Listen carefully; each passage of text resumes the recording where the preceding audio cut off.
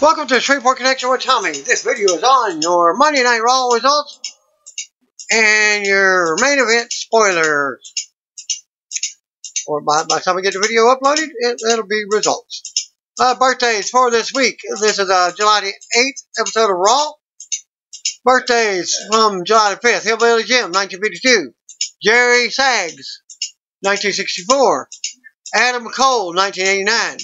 Birthdays on the 6th, Lars Sullivan, 1988. And rounding out the birthdays, July the 8th, Marcel Barthel, 1990. If you missed the previous episode of Being the Elite, you can catch it at this link. And with a recap, with a surprise entrance into the company, Mick Foley. So he's in All Elite Wrestling. Just watch the video.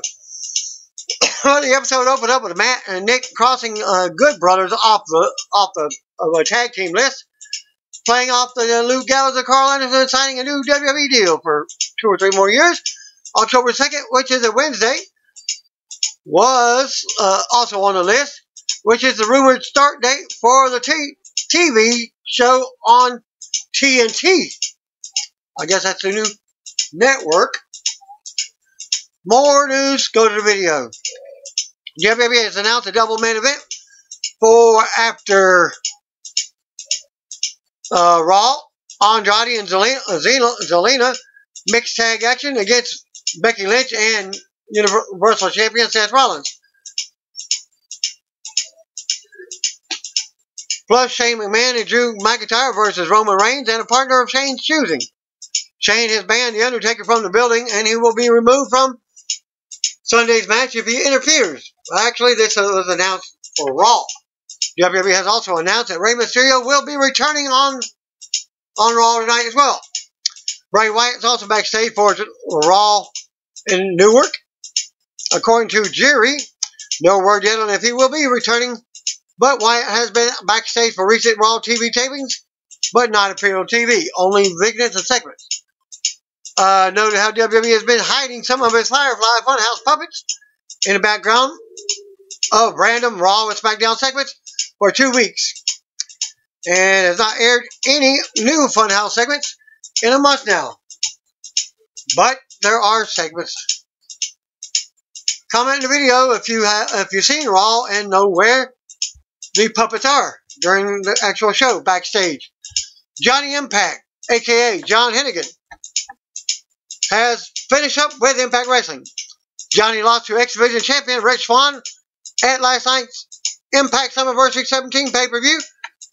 And you can go to the full results in my results video for that. And that ends his current run. According to PW Insider, Johnny's contract with Impact Wrestling reportedly expired several weeks ago. And the two sides agreed that he would work through Slammiversary to finish up the storyline with Rich Swann. While the 39-year-old is currently a free agent, he is still in talks with Impact Wrestling about continuing their working relationship. He is still free to negotiate with or sign with any other promotion.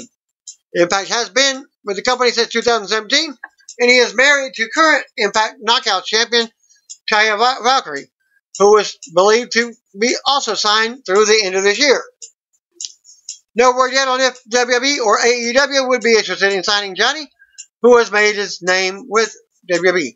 But I'm sure with AEW probably interested in Taya Valkyrie.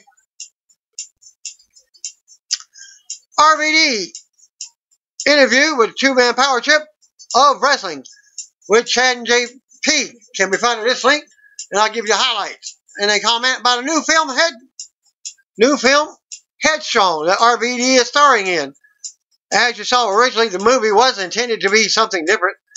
It was going to be a film documenting his stand-up comedy tour, and I did 7 days on the road, and I thought bringing the camera would be cool, and I'd show some people what my life's like, how people react to me on the street, and of course, film some of the comedy.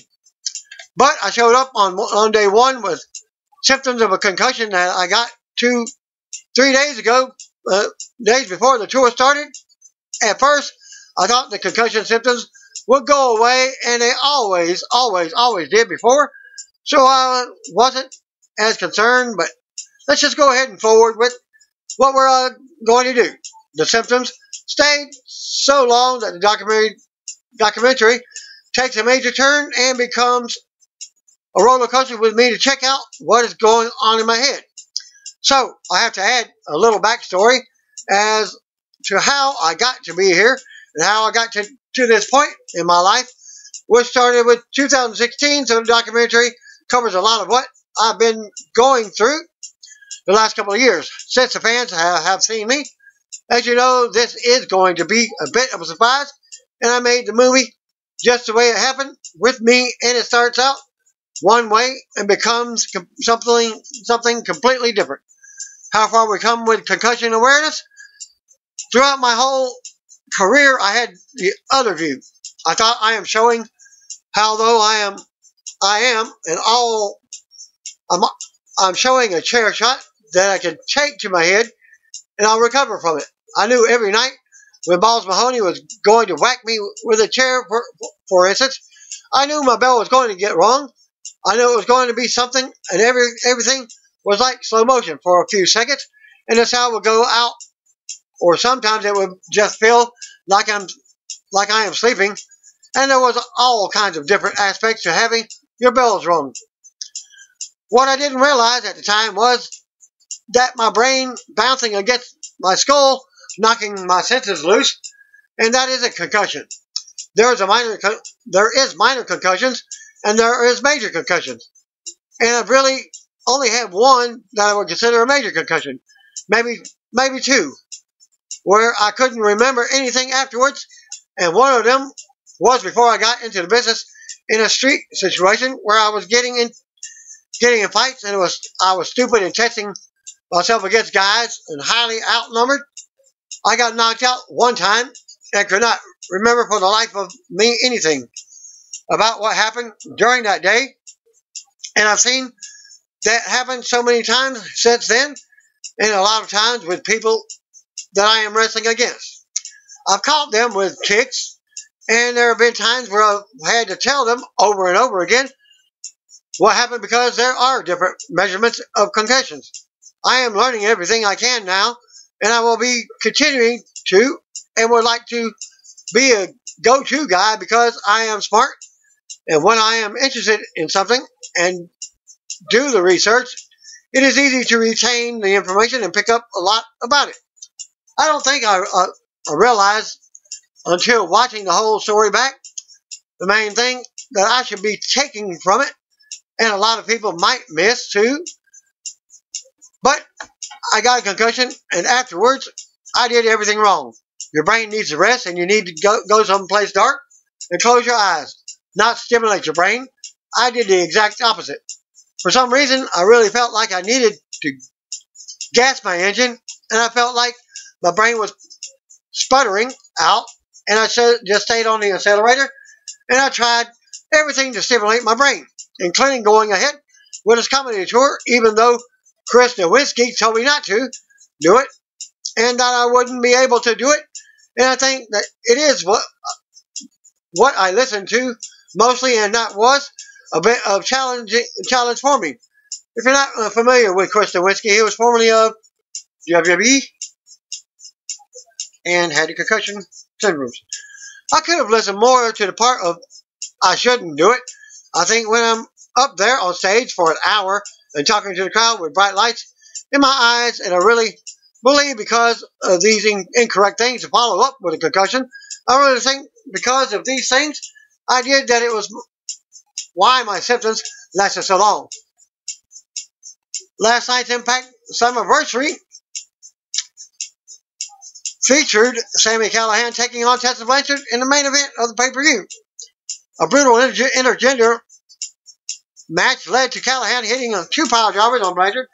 To pick up the victory after the match, Callihan grabbed both his and Blanchard's back, looked to attack her once again. Instead, handing Blanchard her gold bat, and then headed to the back. Some may have found that the outcome surprising, but according to the latest Wrestling Observer Radio, the reason was the match was designed to showcase Blanchard as an Impact as Impact obviously sees her as a big star within the promotion. The plan from the start was to have Callahan win the match. Of course, he did.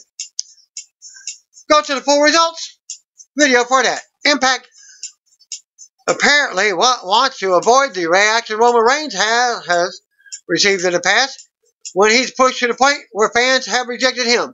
Impact reportedly wants Blanchard to avoid that, so having her lose the match should quell that response. But she's still being put over by having a very strong showing against Callahan. Dave Meltzer also noted that this type of backwards booking is something WWE has done in the past, where the person they are pushing loses more often. He gave the example of Daniel Bryan as someone who was able to get over with that type of strategy. While this booking often doesn't work, Blanchard could also be the exception, as fans tend to get behind the chase if that's for the right wrestler. Impact announced that its next pay-per-view, Bound for Glory, will be in Chicago on October 20th. It looks like NXT superstar Dakota Kai could be close to returning to the ring. She teased on her return several times as of late, tweeted earlier on Monday, and wrote, "A matter of weeks." Kai has been out of action since December 7th after suffering a torn ACL at the NXT Live event in Green Bay, Wisconsin. She underwent surgery on January 17th. You can see her latest comeback tease at this tweet here. Below. Dale Wilkes. You don't remember him from WCW, also WWE. Under the mask of the Patriot. He has wrestled for every top promotion in the 1990s, including WWE, WCW, AWA, and All Japan. It was in AWA that he got his start and met a young Eric Bischoff, who was a broadcaster for the promotion. The full interview can be found in this link. As he comments, the two would work later again in WCW, and Wilkes talked about his memories of Bischoff and AWA when he spoke to Wrestling Inc. in the podcast. He was our TV guy and color commentator. Wilkes said of Bischoff, "I instantly got along with Eric and had a friendship with him. He had an enthusiasm for the business, and that's what led to me going to work for WCW. Eric was running WCW, and Greg Gagne was on the booking committee. So the AWA connection was what opened the door for me in WCW. Bischoff is back in the news after it was announced that he will be the executive director of SmackDown, and Paul Heyman will do the same for Raw. Wilkes gave his thoughts on these new roles in WWE. They desperately need something and need some sort of direction. I hope this does it," said Wilkes, who isn't a fan of the current WWE product. "I try to watch it, but I must admit that every time I try to watch it, I realize why I don't watch. I'm not knocking the men and women that bust their butts every night, but the product is horrible." He says that they need to give the creativity back to the performer, and that you can't script guys like Ric Flair or Jake the Snake Roberts. Every talent's character has to be something that the performer can relate to. Tell the story in the ring, not scripted. It's a perfect fit for me to be the Patriot because I'm an extremely patriotic individual and love my country. So let those creative juices come from the men and women that get out there night and night and do this. Give them the opportunity to use their creativity, said Wilkes. Wilkes had a short run with WWE in the early 1990s, and then a more extended one in 1997. He talked about the main differences between those two eras of WWE. There were a lot of interesting things going on in 1997. The face and direction of the company had changed. Vince had lost Hogan to WCW, and they lost Savage and Nash and Hall. So the faces of the company became guys like Bret Hart, HBK, Stone Cold Steve Austin, and Mick Foley, and a young Rocky Maivia, said Wilkes. Also, too, there was a Monday Night Raw where you had to be at the building at noon. We went on the air at 9 o'clock, and at 9 o'clock at night, but on this particular Monday, Vince had a meeting with everybody. That was what Vince said. "Look, guys, we're getting ready to change how we do business. This has always been a black and white business, where the good guy wears the white cowboy hat and the bad guy wears the black cowboy hat. We're going to change that and blur the lines. What was once good is going to be bad, and what was once bad is going to be good. We're going to push the envelope with content and be more aggressive, and that's what started the Attitude Era. I was there for that, and it was unbelievably different atmosphere in 1997 than in 1991 or 1992. Wilkes was a part of Monday Night Wars in 1997, and there could be another Monday Night Wars coming with AEW landing a TV deal. He talks about AEW's launch and why wrestling needs them. I think it's great. It's wonderful. Vince needs competition, and competition is good for everybody. The boys need another option, and I'm all for it. I hope they do well, stated Wilkes. The only thing I watched was the Cody versus Dustin match, and I thought it was really good. I wish them nothing but the best. I think they've got a good talent and creativity, and I think they can do some amazing things. To purchase Dale Wilkes DVD, and it's a 3-disc set. Behind the Mask, visit DaleThePatriotWilkes.com. Wilkes' full interview with Wrestling Inc. was included as part of a recent episode of the weekly podcast. It can be heard at the link that I gave you earlier. Also, it discusses his relationship with Vince McMahon, feuding with Bret Hart, the Montreal Screwjob, his issues with drugs, if WWE should offer health insurance, the legacy of the fabulous Moolah, the current WWE product, his memories of a young Eric Bischoff, AEW, Johnny Ace, creativity, and much more. Johnny Ace, if you don't remember, people power!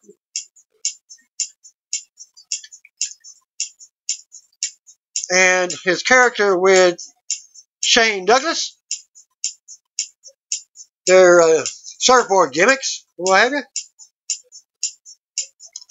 Alexa Bliss was not backstage due to an illness.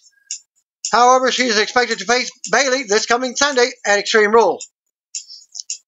Previously reported, Bliss and Braun Strowman were replaced by Baron Corbin and Nikki Cross at the kickoff to Connor's Cure fundraiser at the California Pizza Kitchen in Wayne, New Jersey on Monday morning. Bliss missed the appearance due to her illness, while Strowman didn't appear to sell his injuries from his angle with Bobby Lashley on last week's Raw. Mike and Maria Kanellis are also backstage at Raw. Reported earlier, Bray Wyatt and the Street Profits are also backstage at the show. Last night's Slammiversary pay-per-view. Impact World Tag Team Champions, the North Tag Team, Ethan Page and Josh Alexander, were able to retain the titles against the Rascals in LAX. Near the end of the bout, Santana went down with an injury, which is planned out in advance of the match. They wrote them out of the Impact because they are gone for the company now. Last night was also Santana and Ortiz's final match with the promotion, according to F4W Online's daily update. Also noted, both WWE and AEW have interest in signing Santana and Ortiz. For WWE, they're looking to pick up as much talent as possible, while AEW is focused on continuing to build its tag team division as well. Santana and Ortiz joined LAX back in March of 2017 and are 4-time Impact World Tag Team Champions. They are the longest reigning tag champs, 261 days, and longest reigning combined tag champs of 662 days. Paul Heyman appeared on Raw and teased Brock Lesnar for Sunday's Extreme Rules pay-per-view at this link from Philadelphia. Heyman first announced that Lesnar would be at Extreme Rules to cash in his Money in the Bank contract on either WWE Universal Champion Seth Rollins or WWE Champion Kofi Kingston. He then admitted it was just a tease and that Lesnar might show up or might not. To be or not to be? Is that your question? Or is that your answer? Just when you think you got the answers, I change the question. Quote from Roddy Piper. Kofi is set to defend against Samoa Joe at Sunday's pay-per-view from Philadelphia. Rollins will be teaming with Raw Women's Champion Becky Lynch in a winner-take-all Extreme Rules match against Lacey Evans and Constipated Corbin. Triple H was scouting Japanese wrestlers while WWE was in Tokyo, Japan last month. Wrestling with Demons reports that one of the talents he met with is current Sendai Girls World Champion and current World Women Pro Wrestling Champion Sari. 22-year-old has been wrestling since 2001 and is currently under contract to Diana. Triple H spoke with media in Japan about WWE's interest in signing some of the Japanese wrestlers, noting that scouts were interested in signing female talents from the country. Triple H stated in one interview that he heard good things about Sari, including that she is the future of women's wrestling. Sari spent some time backstage with the WWE Live event before and after the show and met with Triple H backstage, and Triple H was reportedly impressed with Sari and indicated that they are looking possibly to pursuing her for a deal. And you can see a photo of her and Triple H at the Sumo Hall. Well, guess what? Brock Lesnar is back to wrestling, but at the from Minnesota Wrestling Twitter account, revealed that Brock Lesnar returned to his alma mater for a special Monday morning stretch. He worked with a high school talent or college talent, and the guy's pretty dang good. If you see the video, we'll post in a few seconds. In the comments, no other school has the honor of welcoming #Gophers legend and international superstar at Brock Lesnar back to Minneapolis for a Monday morning stretch, they wrote. We noted back in January that Lesnar made another surprise visit to the team to work with top talent Gable Stevenson. And here's that link I was telling you about. Photos from the session. And there might, if you go to that link, you'll see that. WWE posted this video of the Viking Raiders winning a squash match over the two local enhancement talents, billed as Colin and Devin Justin. Well, my daughter's puppy dog just spoke up. She put her 2 cents in. That's her comment against the Minnesota State Gophers. Colin was played by New Jersey indie wrestler Justin Carino of the Wrestle Pro promotion, and Devin was played by J.P. Grayson of Northeast Wrestling. And you go to that link. New speculation on Sasha Banks returning to WWE at Sunday's WWE Extreme Rules pay-per-view. Remember the girls, Divas, women's tag team division, Bayley and Sasha. Well, my guess is your spoiler for Sundays, and her tag team is Sasha Banks. As noted, it was announced on tonight that Raw SmackDown Women's title match at Extreme Rules will now be a 2-on-1 handicap match, with Bayley defending against Nikki Cross and Alexa Bliss. Instead of Bayley versus Bliss, the stipulation was chosen by Cross after she won a beat the clock challenge over Bayley on Raw. The post-segment match scene, Cross warned Bayley that she needs to find a friend who will have her back and talk some sense into her. This has led to new speculation on Banks' WWE return. Sasha's been out of action since reportedly trying to quit the company during WrestleMania 35 weekend. It was reported that she met with Vince McMahon in late May and that the situation has improved. It was also reported that Banks was expected back in action for WWE sometime this summer. NXT Tag Team Champions, the Street Profits, returned to Raw this week for another set of backstage segments to promote Extreme Rules pay-per-view. You can see the video in this link, the appearance above. In this link, noted that Montez and Angelo are still considered to be on the NXT roster, but they are appearing on Raw as fresh new faces under the rule of Executive Director Paul Heyman. No word yet on when they will appear in front of the crowd, but go to that link. Post it for you. WWE posted another video of 2 out of 3 fall 6-man match, continuing during commercial break at this link. From Raw, the match saw The Miz and the Usos defeat Elias and Raw Tag Team Champions The Revival after Elias walked out on the match.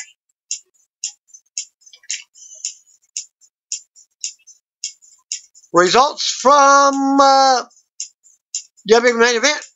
Before Raw tape from Newark, New Jersey, Natalya defeated Tamina Snuka with a body slam thanks to Rob Crowther 4 of the Bob Culture podcast. Also on Twitter, Robert Roode defeated Heath Slater back and forth throughout. Roode hit the glorious DDT to get the win. Raw opens live from the Prudential Center in Newark, New Jersey. Michael Coleslaw welcomes us. Chimed in by Renee Young and Corey Tattoo Graves. Elimination match, Becky Lynch and Seth Rollins versus Andrade and Zelina Vega. We go right to the ring and announce that this will now be an elimination match. Raw Women's Champion Becky Lynch is out first as the announcers hype the show. Renee says Rey Mysterio will be issuing an open challenge tonight. Ricochet versus Luke Gallows was also announced. Universal Champion Seth Rollins is out next to join Becky. Out next comes Andrade and Zelina Vega. The bell rings and Vega starts off with Lynch. They tangle and Lynch takes Vega down first. Lynch with another takedown. Fan chant for Lynch. Actually stops Vega from making it to Andrade. Lynch continues to dominate. Lynch blocks a slap and sends Vega to the apron. Vega manages to fight back in and drops Lynch with a DDT for a 2 count. Vega keeps control and sends Lynch to the corner for a kick to the jaw. Andrade and Rollins finally come in and go at it. They trade moves and they go to the mat. Trading holds on the mat now. They face off after a sequence and the crowd pops. Rollins comes back and nails a sling blade. Andrade ends up on the floor to escape, and Rollins runs the ropes for a dive, sending him into the barrier. Rollins with another dive as Becky tags in. Becky hits the big exploder on Vega. Becky goes on with more offense and applies a disarmor for the submission. Vega has been eliminated. Lacey Evans suddenly appears at ringside in the front row. Becky goes over to her, and they start brawling in the crowd. Rollins pulls Becky off of Evans as Evans taunts her. We go to commercial. Back from the break, Andrade works Rollins over in the ring. Becky is still on the apron, but Vega cheers Andrade from the floor. Andrade drops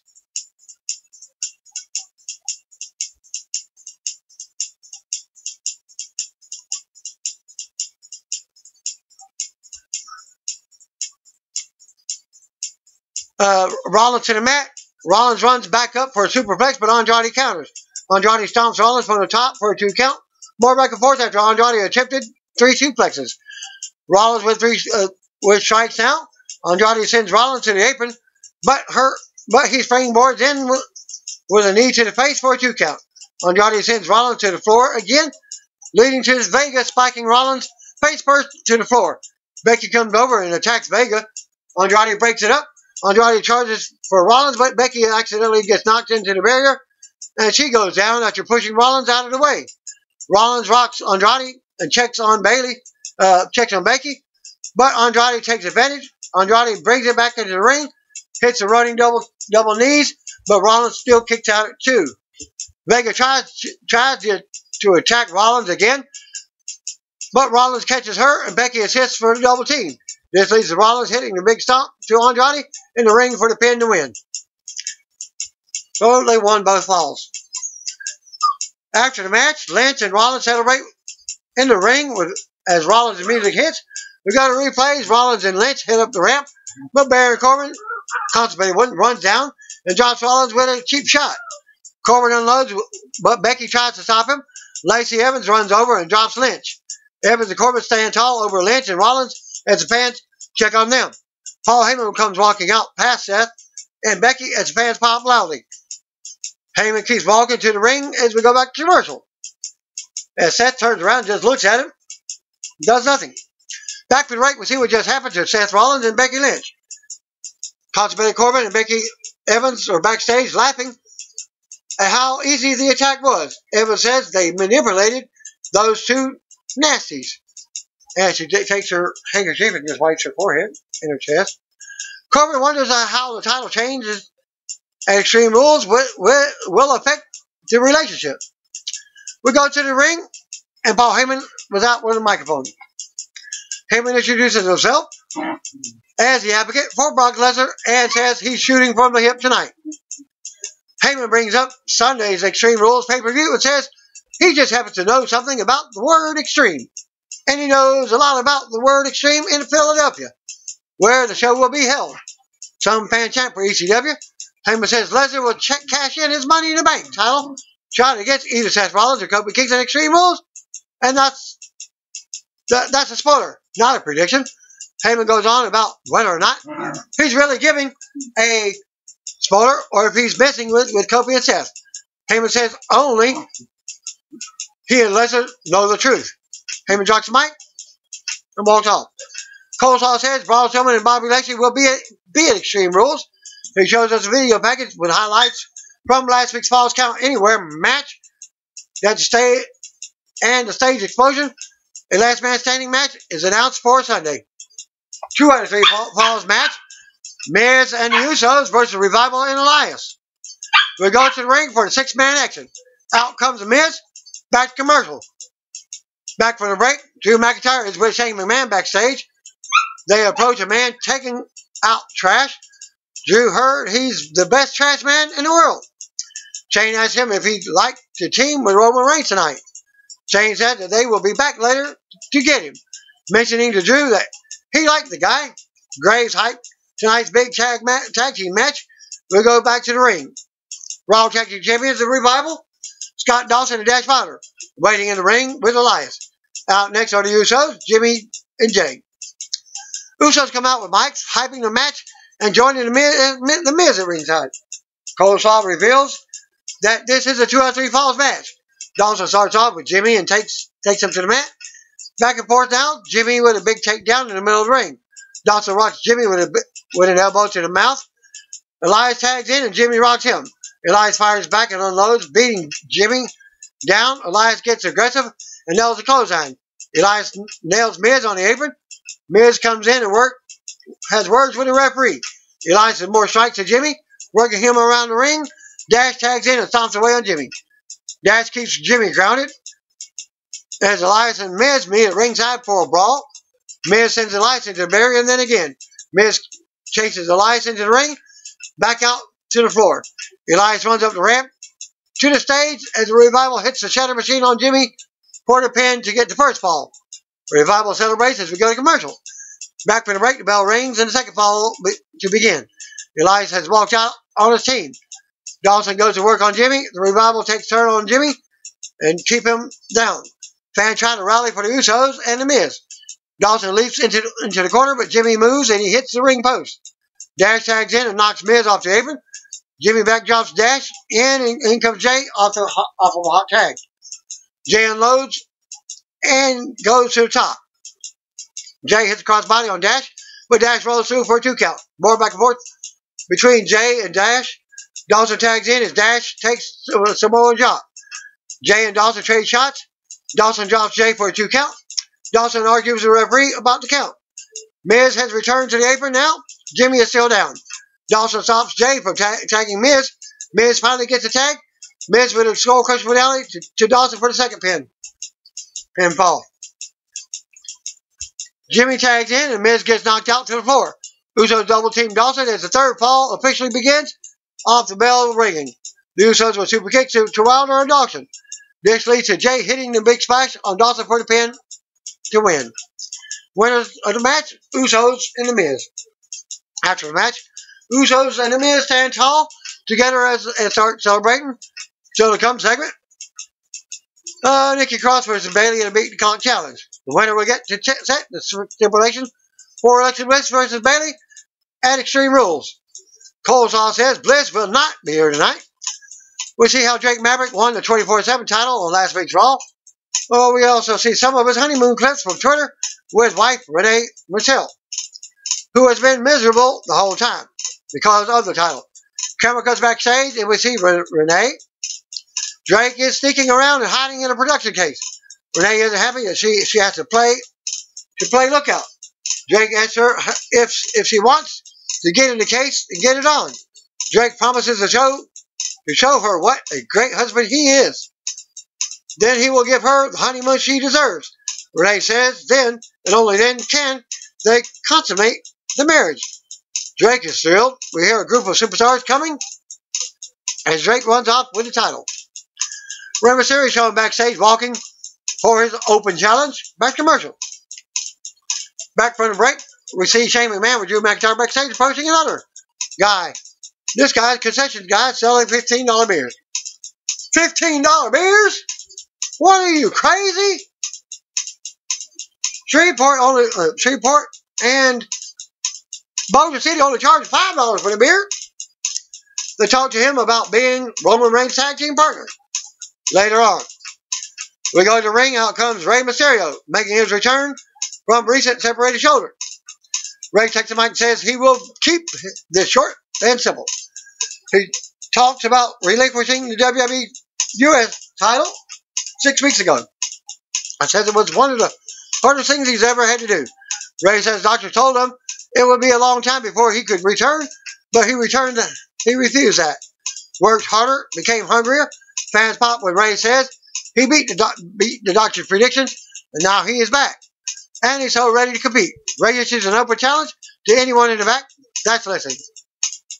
Well, Bobby Lashley answers this challenge. Music hit, out comes Bobby to answer the challenge, surprising everyone for returning after last week's stage explosion with Braun Strowman. The bell rings and Rey immediately attacks to start.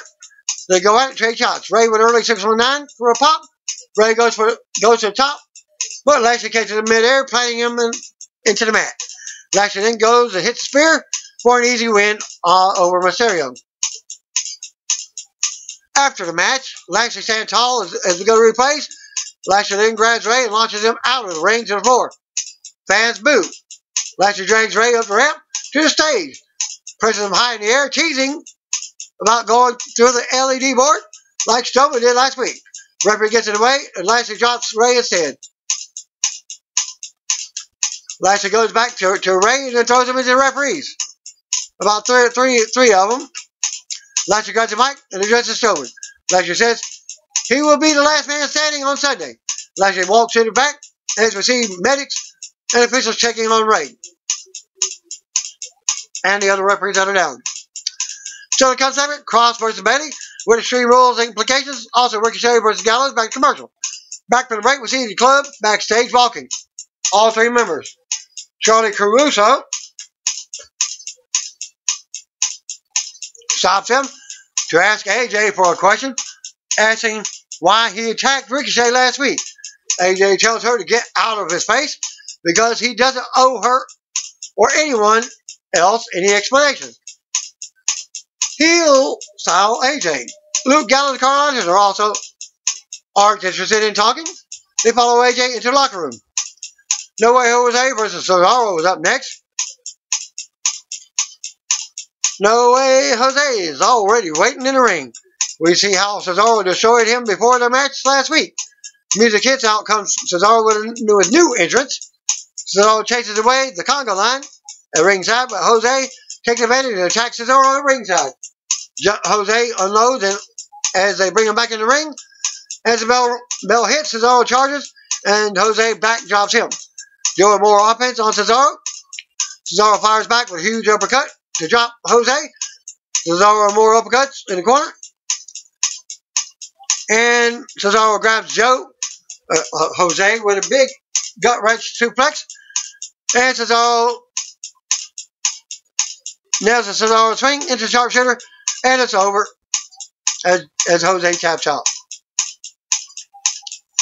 After the match, Cesaro stands tall for an easy win. Referee check on Jose.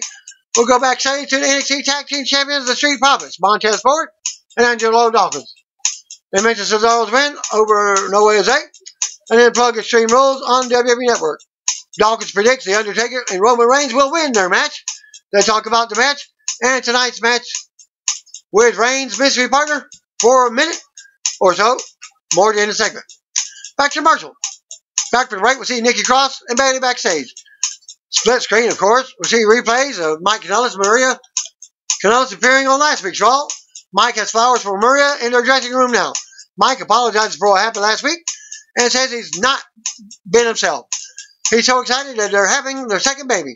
This ends with Maria ordering Mike to get her some pickles and ice cream, unless he wants her to eat the flowers. What do you think pregnant women do? Well, Michael Cole talks to SmackDown Women's Champion Bayley and Nikki Cross split screen. Cross says she owes everything to Alexa and has to win this for her tonight. Cross doesn't know where she'd be without Bliss. Bayley goes on about Bliss has been using Cross. Cross has heard enough of Bayley running down Bliss. Cross says Bliss was right about Bayley being jealous. Cross threatens to shut Bayley up. Coleslaw goes over the rules on tonight's Beat the Count Challenge. He reveals it will be Bayley versus Sarah Logan and Cross versus Dana Brooke. Bayley is confident about facing Logan. Cross says Dana may be bigger or stronger than her, but she's not tougher, and Cross would do anything for Bliss. Cross tells Bayley, let's play. Maybe we should get into the child's play gimmick. Hi, my name's Nikki. Wanna play? Let's see the Viking Raiders backstage. Back to Marshall. Back to the rake. We see Carmella, R-Truth. Backstage looking for 24/7 champion Drake Maverick. Truth wants his baby back tonight, talking about whatever. And sings a song made famous by WWE Hall of Famer Jeff Jarrett and Road Dogg BG James. Drake comes running by with a group of superstars right behind him. Truth runs the opposite way with Carmella. Viking Raiders versus Cole and Justin and Devin Justin. The Justin brothers. Didn't hear any names myself. We go to the ring. Out comes the Viking Raiders, Eric and Ivar.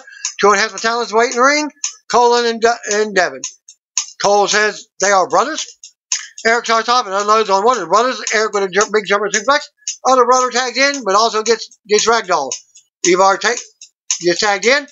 Nails a big splash after Ivar's powerbomb. Eric covers for a tag, but they're not done punishing yet. Eric ends up nailing a powerbomb on both opponents at the same time. Then they hit the double team Viking experience, and Eric covers for the pin to win the match.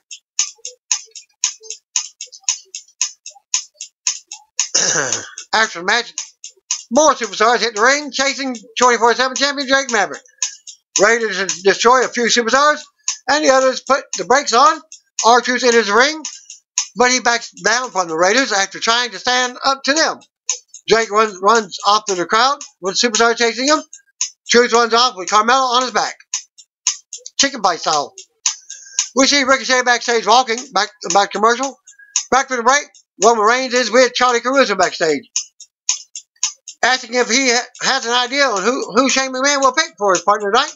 Reigns doesn't have a headline for Charlie, but says the only ones playing mind games tonight is his team. Ricochet versus Luke Gallows. Got to ring out first comes the U.S. champion Ricochet for his on-title match. Coleslaw plugs Saturday's WWE Chronicles special on Ricochet and the Evolve special that airs before it on the WWE Network. Coleslaw says we will have more on the Evolve special later. They also hype AJ Styles versus Ricochet Extreme Rules. Ricochet takes the mic and says he proved himself against AJ last week, but before he could celebrate one of the biggest wins of his career, he got one of the biggest beatings of his life by AJ. Luke Gallows and Carl Anderson. Ricochet says he's got AJ on Sunday, but we will all know he's about to have to deal with all of the club tonight. Ricochet says he'll just have to fight all three. AJ's music hits, and out comes the club. Gallows with AJ and Anderson. Styles takes the mic and tells Ricochet to slow down and enjoy the moment because Gallows is about to stomp a mud hole in him. AJ shows a video package on last week's reunion of the club. Styles taunts Ricochet with a 2-3 NWO style. As the video ends, the bell rings and Ricochet and Gallows go right at it. They trade shots until Gallows hits the big choke slam for a close 2 count. Gallows keeps the show and works Ricochet over in the corner with a body shot. While he's down, Ricochet fights back, but a big boot levels him, and AJ and Anderson look on from the floor. AJ talks trash to Ricochet. Gallows keeps Ricochet grounded. Gallows continues to work Ricochet around the ring. Gallows with a headbutt to the back of the neck. More trash talking. Gallows with big strikes in the corner. Ricochet fights back and comes out of the corner, but Gallows connects with a big clothesline, huge clothesline. Gallows wastes time and showing off with AJ and Anderson. Ricochet rolls Gallows up out of nowhere. Schoolboy pin win. After the match, Gallows is furious as Ricochet looks on from the corner. AJ hits the apron with a mic and says, "We can leave it right there, or we can do what Ricochet said that they're going to do," and that he was going to all three of them. AJ proposes Anderson versus Ricochet now. Unless Ricochet isn't man enough, Anderson says he's ready. We go to commercial. Ricochet versus Anderson next. From back from the break, and the match is underway. Ricochet and Carl go at it in this non-title match as well. Ricochet brings Board in from the apron with an elbow for a 2 count. AJ distracts from the apron, allowing Anderson to attack from behind and turn it around. Anderson dumps away while Ricochet is down. Anderson with another takedown for a 2 count. More back and forth. Ricochet mounts offense. Anderson catches Ricochet with a big spine buster for a 2 count. Anderson with more trash talking with an uppercut. Ricochet comes back with a kick to the face. AJ and Luke Gallows with more distraction from the ringside, allowing Anderson to deck Ricochet again. Ricochet runs the ropes and leaps out, taking Gallows down on the floor. Ricochet avoids a shot from the apron from AJ from the apron, taking AJ down on the floor. Ricochet goes back to work on Anderson. Ricochet with a drop kick in the corner. Ricochet goes to the top and nails the 630 on Anderson for the pin. And win. After the match, AJ and Gallows immediately hit the ring as AJ mounts Ricochet and pounds on him. Gallows does the same as fans boo. Ricochet takes a Styles Clash and then a Magic Killer. AJ goes to the second rope for a Super Clash. Now as Gallows and Anderson provide the assist, AJ decides against hitting the move and just lets Ricochet fall to the mat. AJ takes the mic and says he's a good guy and is going to leave a little bit left of Ricochet for Sunday as long as he stays down. So he doesn't have any excuses when he loses on Sunday. The club walks off as AJ's music hits. They chop on the stage. AJ orders everyone back to the ring. Because Ricochet won't stay down. Gallows and Anderson hold Ricochet as AJ brings Board in with a phenomenal forearm. The club stands tall once again. And music hits to end the segment. Calls all plugs. Saturday's Evolve special again on the WM Network. Calls the premier independent promotion.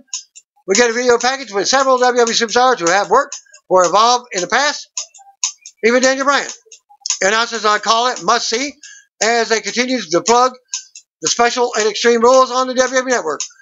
Renee Michelle's backstage waiting with Jake Maverick.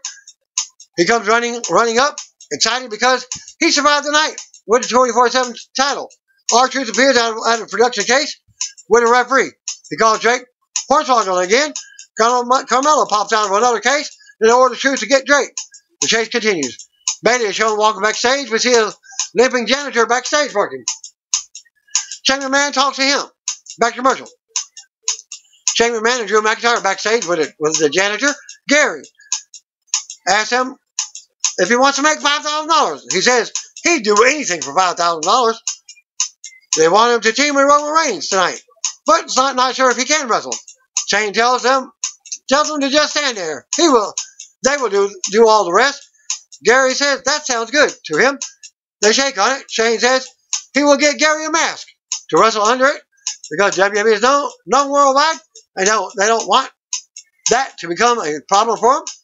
He has no problem with it. Tease, you know it's going to be a swap. Beat the Clock Challenge match number 1. Bayley versus Sarah. We got a ring out court comes champion Bayley as Mike Rome does the introductions. The court says non-title match. Winner of the Beat the Clock Challenge, Bayley or Nikki Cross, will get to pick the stipulation for Alexa Bliss versus Bayley on Sunday. Sarah Logan's out next. They lock up and go at it. Bayley with a quick takedown for a pin attempt. More back and forth. Bayley with a 1 count. They tangle some more. Logan goes for a pin out of her own. Bayley with a running knee in the corner. Logan drops Bayley into a big headbutt. Logan kicks Bayley out of the ring. Now the referee counts. Logan poses in the corner and howls again. Logan brings Bayley back into the ring for a 2 count. Logan with another big drop kick in the corner and a 2 count. After keeping control, Fans try to rally for Bailey now. Bailey tackles Logan and mounts her with right hands for 1 count. Logan with another big drop kick and a 2 count. Logan goes for a submission, but Bailey makes it to the bottom rope. Logan keeps part of it held and drives a knee down. More back and forth. Now with Logan getting most offense, Logan levels Bailey for another 2 count. Bailey rolls Logan up for a 2 count. Bailey with a knee. Bailey with a sunset bomb into the corner and gets a pinfall at 4 minutes 32 seconds. After the match, Bailey stands tall and their time is set. Music hit. Out comes Nikki Cross next. Big Talk Challenge, Nikki versus Dana. Nikki Cross comes out to the stage, rushes the ring, back to commercial. Back to the ring. Dana is wrapping up her entrance. Dana goes right to ringside to waste time. Bailey watches from ringside and smiles. Dana goes over and hugs Bailey. Cross finally brings Dana in the ring and works her over for a quick pin attempt. Cross mounts Dana and pounds on her. Cross takes Dana to the corner and stomps away. Dana blocks a suplex attempt in the corner and drops Cross on her face. Dana goes to the top for a swanton, but Cross moves. Cross comes over and Dana rolls her up for a 2 count.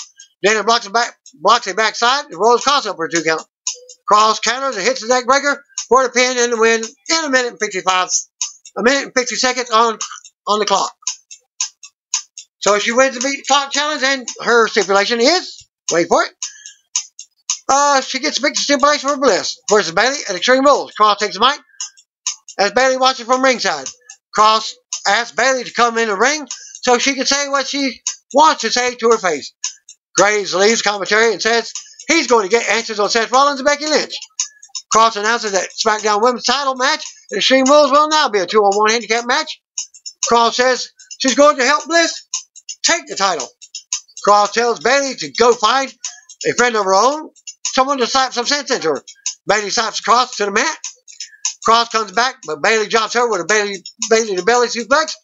Bailey goes to the top and delivers the Macho Man elbow as fans pop. Maria and Mike backstage.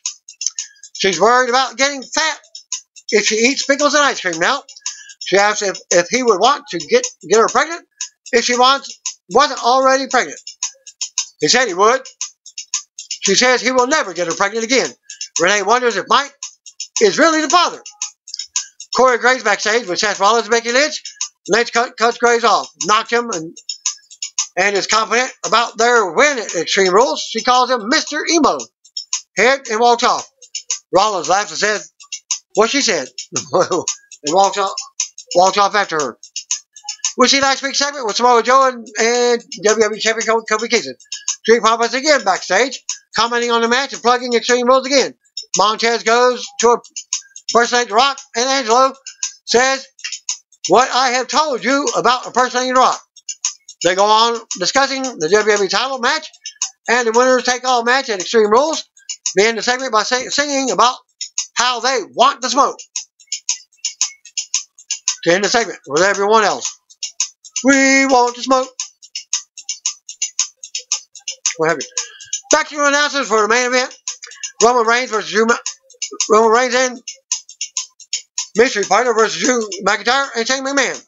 Matchman comes out as well. Back from the break, it's time for the main event. Roman Reigns makes his way out first. Shane was out next for his team, followed by Drew McIntyre. Reigns waits in the ring as they take the mics on stage. Shane calls on Rome to give him a proper introduction. Shane taunts Reigns about the win at Super Showdown and says, what will happen tonight? Shane says they will then put Reigns and The Undertaker down in the ground on Sunday. Drew says he can see right through Reigns, unlike the idiots in the crowd. Drew says Reigns is like he's a good guy and some kind of role model, but he has no respect for Shane or for authority, only himself. Drew promises that tonight and on Sunday he's going to beat respect into Reigns. Fans respond with what treatment? Drew tells them to shut their mouths and listen to Shane. Shane says he's finally found the right partner for Reigns. Out comes 5th grade spelling bee champion, 3-time Prudential Center Employee of the Month, Gary the Goat Garbutt, the janitor. Gary comes out limping to the ring and wearing a lucha mask. All in black. We go to commercial. Back from the break, bell rings and Reigns unloads on Drew with clothesline. Reigns with Samoa drop in the middle of the ring. Reigns calls for an early Superman punch, but Drew blocks it. Drew with a big right hand and a glass cow kiss headbutt. Drew goes on and knocks Reigns out of the ring. After he hits the ring post, shoulder first, the referee says a tag was made. Drew brings Gary into the ring, but he lands hard. Shane tags in as Gary scrambles to retreat. Gary decks Shane out of nowhere and springboards in with a clothesline. Gary unloads on Shane after sending Drew out of the ring. Everybody's surprised. Gary runs the ropes and leaps out, taking Drew down on the floor. Fans go wild for Gary as he poses. Gary comes back in and flies at Shane, taking him down. Drew runs in and shuts Gary down with a Claymore kick for the pin to end the match. So Shane and Drew still won the match. After the match, Roman runs in and knocks Drew out of the ring with a Superman punch. Shane retreats up the ramp with Drew. Reigns clutches his shoulder as we get replays. Shane and Drew stand tall on the stage as they are announced winners. Gary unmasked and is revealed to be Cedric Alexander under the mask. Reigns is surprised. Shane and Drew aren't heavy. Looking on from the stage, Cedric stands with Roman. As Shane and Drew look on from the stage, the announcers go over the Extreme Rules card to end the show as Raw goes off the air. As they held two dark main events after this week's Raw, go off the air, Prudential Center in Newark, New Jersey. Raw Women's Champion Becky Lynch retained her title over Lacey Evans, while WWE Universal Champion Seth Rollins retained his title over Baron Corbin in a street fight. Corbin consummated one was attacked by the referee during the match after he got fed up with Corbin bullying him, according to correspondent. And that'll conclude my results for this week's Raw and your WWE main event. That'll be the day. Hey, when it's over. See you one of you. You don't know, just call me, brothers and sisters.